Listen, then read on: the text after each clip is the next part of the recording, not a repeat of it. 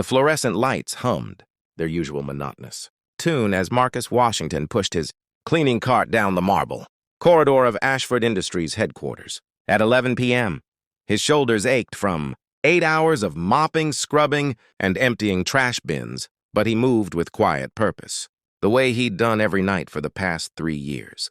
At 42, Marcus had long accepted that invisible was part of the job description. CEOs and executives passed him during the day without a glance, their designer shoes clicking, past his mop bucket as if he were merely another fixture in the building. He didn't mind. Invisibility had its advantages. It meant no one asked questions about why his work shoes had duct tape, holding the soles together, or why he brought the same peanut butter sandwich for lunch every single day. No one wondered why a man with kind eyes and capable hands was content to clean toilets for a living. And that was exactly how Marcus needed it to be, because the truth would invite attention he couldn't afford. The truth would mean explaining where half his paycheck disappeared to every month, and that was a story he kept locked away in the quiet chambers of his heart, shared only with his 8-year-old daughter, Lily, during their evening prayers. Victoria Ashford hadn't planned to be at the office past midnight. The CEO of a multi-billion-dollar tech empire rarely had to justify her schedule to anyone, but tonight was different. Tonight she'd received an anonymous email that made her blood run cold. Allegations of financial impropriety buried in the company's charitable foundation. Someone was potentially embezzling funds meant for children's programs. And Victoria had built her reputation on ironclad ethics.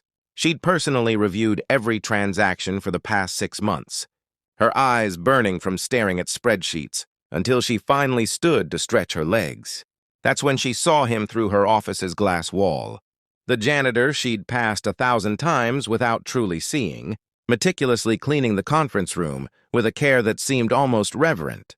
Something about the scene struck her. Most people, she knew, cut corners when they thought no one was watching. She found herself walking toward the conference room, her heels muted on the carpet. "Excuse me," Victoria said, and Marcus jumped slightly, turning with wide eyes that quickly dropped in deference. "I'm sorry to startle you. I'm Victoria Ashford." "Yes, ma'am." "I know who you are," Marcus said quietly, gripping his cleaning cloth. "Is there something wrong with the cleaning?" "No, actually, I was just noticing how thorough you are." "It's refreshing." She paused, studying him with the same analytical gaze that had built her empire. "I don't think we've ever properly met." "You are?" "Marcus Washington, ma'am. Night custodial staff." "How long have you worked here, Marcus?" 3 years next month." He shifted uncomfortably, clearly unused to conversation with anyone, let alone the CEO. Victoria nodded, something tugging at her memory. "Washington. I've seen that name recently. Do you have family working here?" "No, ma'am, just me." "I should let you get back to your work." He started to turn, but Victoria's next words stopped him cold. "I saw your name on a list tonight. Our charitable foundation does periodic background checks on all employees, just routine security measures. Your name flagged because of regular large payments you make to St. Catherine's Home for Children. The system thought it might be suspicious, possibly identity theft or fraud." The color drained from Marcus's face. His hand tightened on the cleaning cart until his knuckles went white. "I can explain. I'm not stealing anything. That's my money, my paycheck. I have every right to send it wherever I want. Please, I need this job." The desperation in his voice made Victoria raise her hands in a calming gesture. "Marcus, you're not in trouble. I'm just trying to understand. St. Catherine's receives significant donations from our foundation already. Why are you personally sending them money?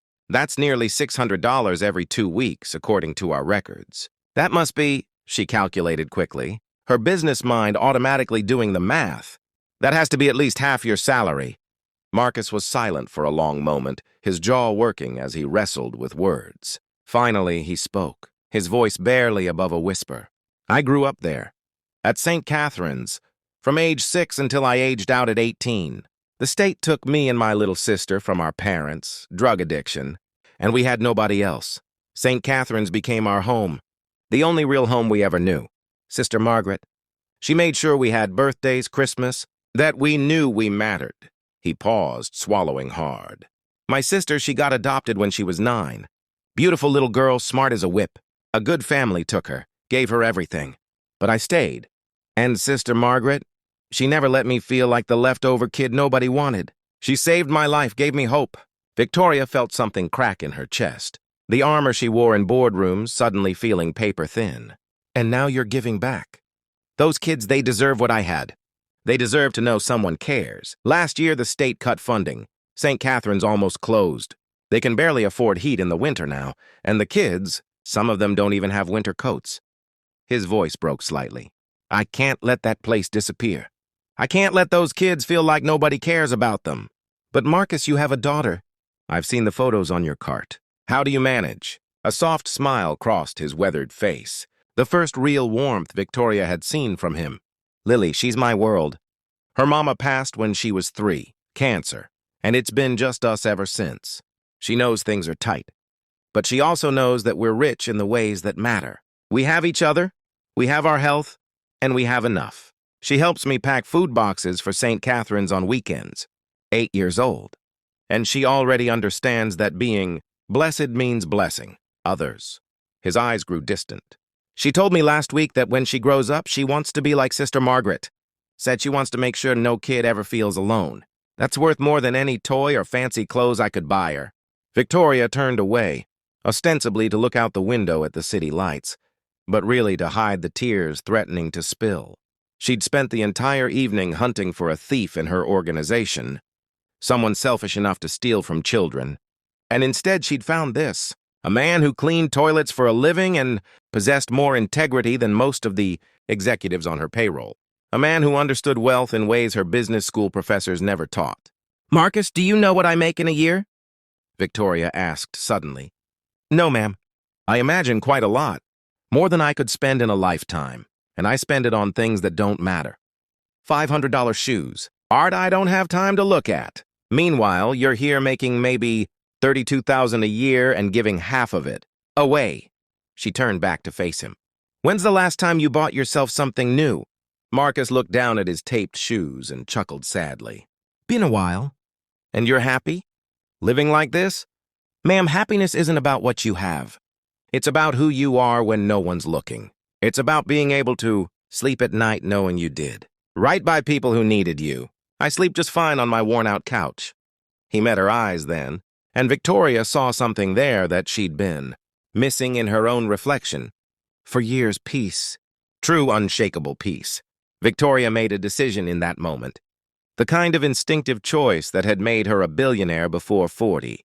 Come to my office tomorrow at 9 a.m., not in your custodial uniform. As yourself.